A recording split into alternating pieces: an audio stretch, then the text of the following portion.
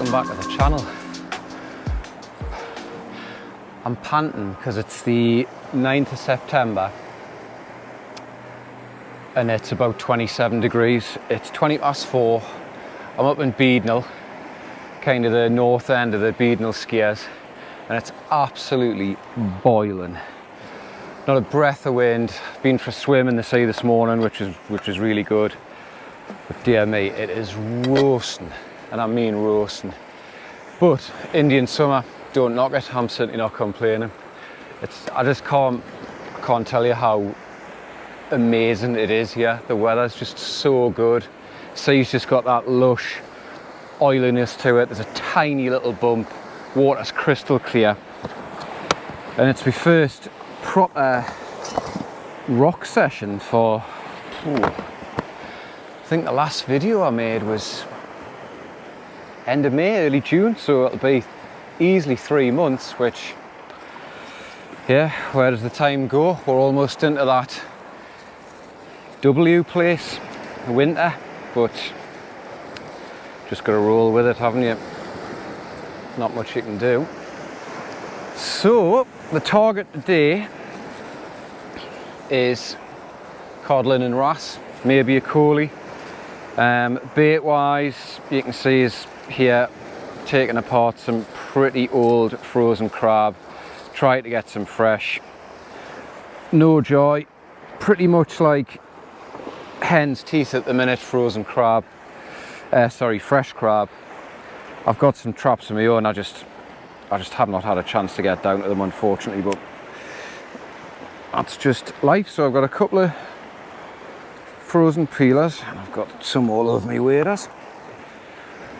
Oh, it's nice to be back out on the rocks. I've come to this area at Beadnell because anybody that fishes here regularly, you'll know on a day like this, I was swimming down on what's called Link House Beach, which is like the sort of very most southerly end of Beadnell Bay, I guess. It's south of the Nanny, but I had my binoculars and I could see the crowds on the beach. And even on this little area here, it's getting on a little bit now. It's 4:20. There's still a lot of people around, so I just thought, right, I'm going to get myself out of the way of everyone. I mean, not that you get many people wandering onto the end of these skiers, to be fair, but just thought I'll get a little bit of peace and tranquility, get myself out there, see if I can pull something out. So, tide today, it's a 2 metre ebb, and it was about a 3.67 high, i.e. absolutely tiny. It's the smallest tide of the cycle. It's the smallest tide of the cycle. So I've come to this area because I know there are just some big expanses of kelp well within casting range. Smaller tide, tricky because on one hand you haven't got as much tidal flow, the fish mightn't be as fired up, it might be a bit lazy. But on the other hand, as is sometimes the case with Northumberland rock end fishing, especially venues like, say, I don't know, Hawksley for example, on some of the marks anyway, the smaller tides retain a lot of the water, so the fish will still hang around without getting out the gully before they can feel the tide kind of washing out. So in this particular skier, I can kind of go to me right, straight out, to me left, and just cast around and just see if I can pull something out, really. So I'm just going to get that nicely bound up. Rig, sure, anybody that watches the channel regularly will have seen it all before. Medium sized pulley, £50 amnesia rig body, £80 Asso mono main body. It's spinning around there. £100 power swivel, small bead, another £100 power swivel, another bead. And this particular rig has got a splashdown, and I'm just 6 ounce plain sinker. That's £50 amnesia, but I've put a couple of overhand turns in it because that'll probably reduce that to possibly 25, maybe even less. Little rotter,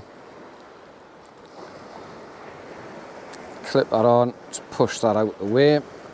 As I've said before in videos, just like to move the knot out the way, and it just sits nicely. And I always narrow the angle in my rotters just a little bit, just to make it a little bit safer when I'm casting, to be honest. So hook is the usual 4/0 Mustard Viking, and I've got that on a pennel arrangement with a 3/0 worm hook, mustard worm hook. So beauty about these hooks, as I've said many times, if you're a regular, you'll be able to predict exactly what I'm going to say. If you're not, then this might help you. Basically, they bend out of snags. I've got 50-pound ASO braid there with a 100-pound braid leader. And if you've got a fast hold and you give it a few good firm pulls, you should be able to. They do bend out, but they're more than strong enough to bring in the fish that you're hopefully going to catch as well. So that's my personal preference for hooks. Right, enough waffle, let's get a bait out there. Right, I was going to cast over to my right, but I've got quite a lot of rough water here and I can see the rocks go further out, and it's calmer in there, which will obviously indicate it's a bit deeper. And I don't know, I just fancy putting one out that way.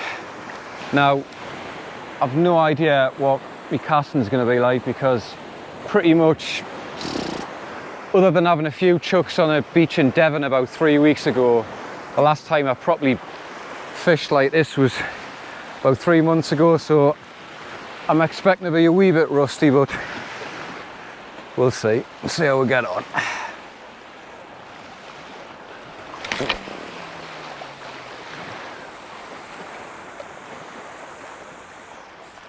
Not bad, not bad.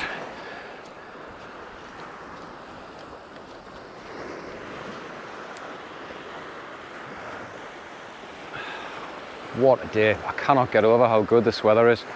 I think this is the 6th consecutive day of this high pressure heat wave system we've been experiencing.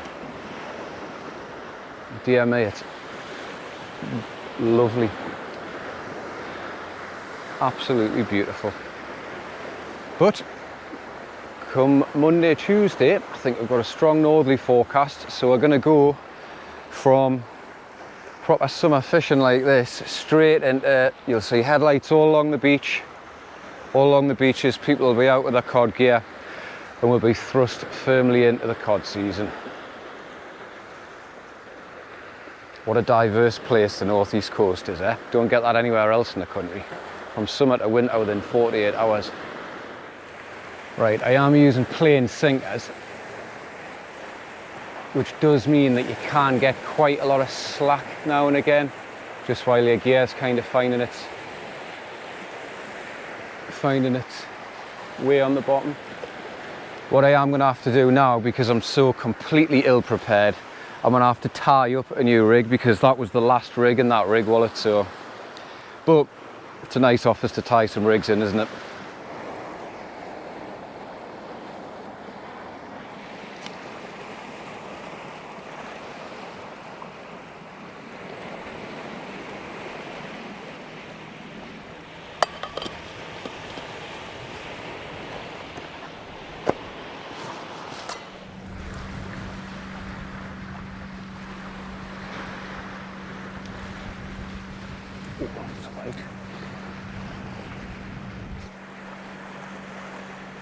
Very short, yeah, someone's having a go. Oh, I've missed it. Damn. Oh, first cast as well. Oh, I pulled the rod straight down there. I must have only moved that a couple of foot, so hopefully it hasn't got too much of a shock and it'll come back for the rest. Ah, well, it's a good sign. It's a good sign, to be fair. Frustrating, but good.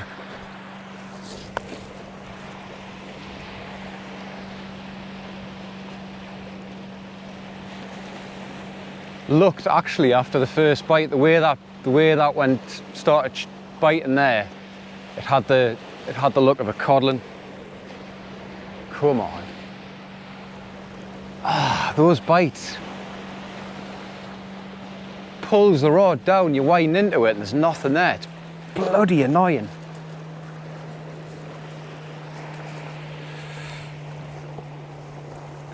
But there's fish out there, that's the main thing. Tell you what, you do not, it's just gone a bit slack there.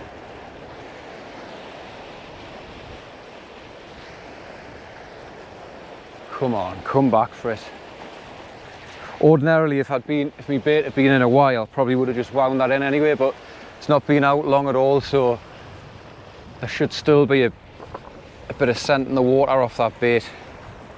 Come on, get yourself back on it.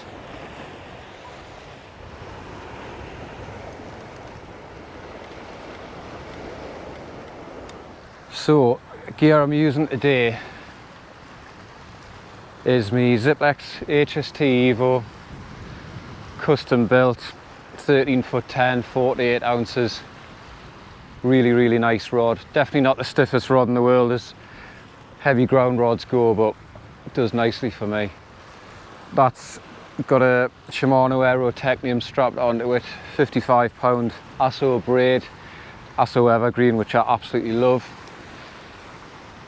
And that's got a 103 pound Stealth Smooth braid leader tie to it with a 12 turn uni knot. Just gives us that extra safety for casting, also a little bit extra rubbing protection against any rocks that are out there. Come on, let's get a fish. Bit of a breeze just picked up now, but nothing too bad. So I've just made another rig up, and what I've decided I'm going to do, I'm not usually a big fan of pennels for the rocks, but I'm going to start giving them a go. And the other rig has got a slightly larger worm hook on as the top pennel. But what I'm going to start making with my rigs, and this is nothing new or original, it's just something I'm going to start doing.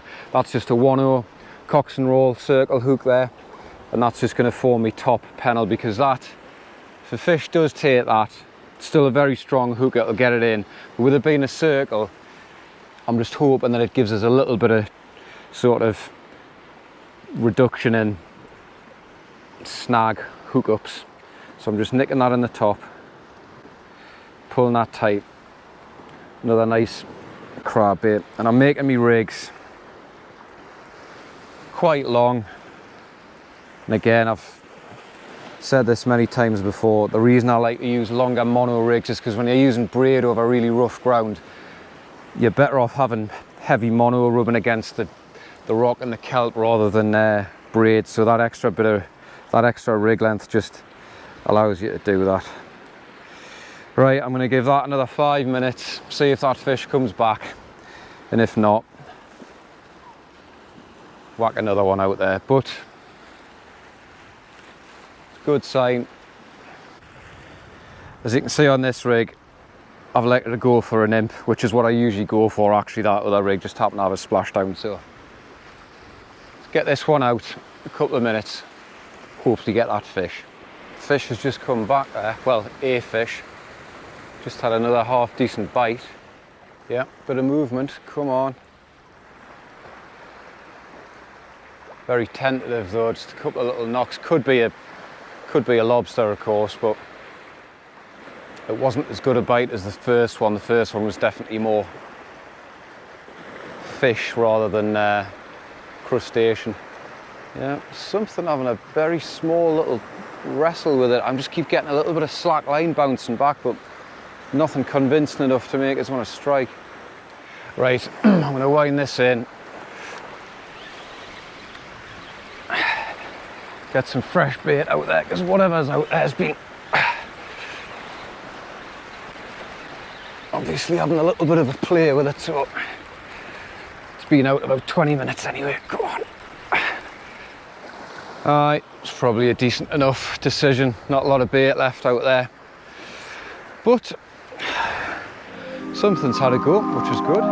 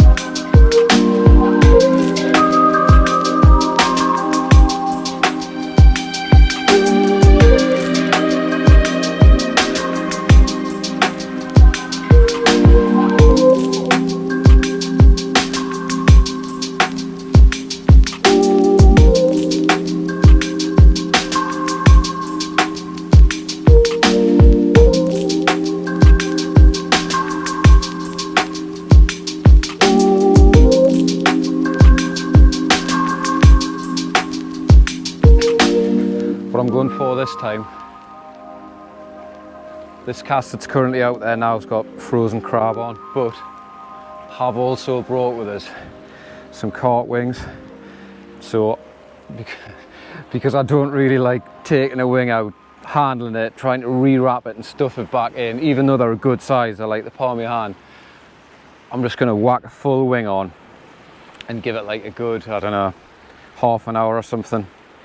Get it bound up. It's a very, to be fair, it's a very soft bait. I generally like to, I have got some squid with us, not because I use squid off the rocks in the summer like this, but just to usually wrap around a little bit, just to kind of give it a bit of backbone, if you know what I mean. But you do find with the outside of carp wings that they are slightly firmer, so if you're not too heavy-handed with your elastic, just put more of it on, but not as tight. It tends to just kind of cocoon it rather than bite into it. And as you can see, it is a very, very messy business, but the scent you get off that is quite something. So I'm just going to keep going up and down. And you can see it's already kind of gets quite mushy, especially in these sorts of temperatures as well, to be fair. So ever so slight breeze just started blowing from like the sort of northwest, and I've got to say it's more than welcome because it's absolutely sweltering. So I'm just pushing that through. You can see nice big carp bait. I wouldn't ordinarily use it for summer rock fishing like this, but I've got it with us. We are in September. There's no harm, is there?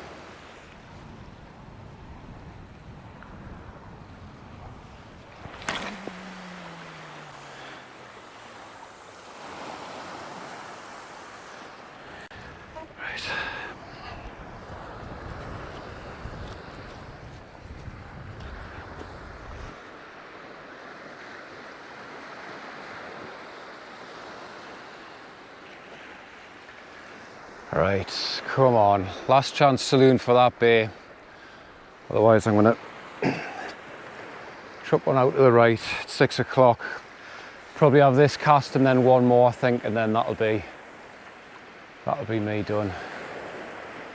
Going back and sinking into a chair for quite a few hours. Look at that for a scene. What more do you want? Out on the rocks, lovely evening, sun going down, fantastic. Right, nothing has happened on the cart at all. Oh. And even though I am going to have a chuck to the right behind us, I've just got, I don't know what it is, I've just got a hankering to have another cast out there, which I think I'm going to do.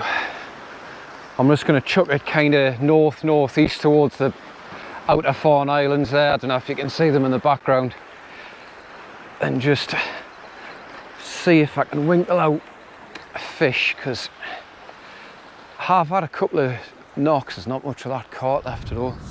A couple of knocks with a crab, both times I've chucked over there, so I've just kind of feel that I should give it another one before change tack. Right, and I think this will probably be me swan song.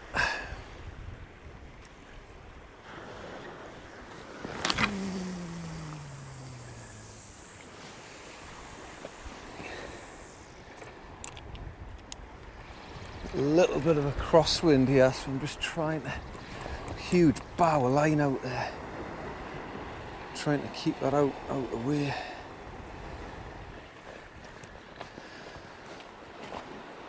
Right.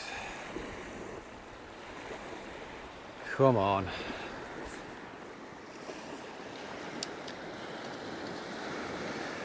Just keep my rod tip quite high, because with it being such a small tide, there's still quite a lot of rock.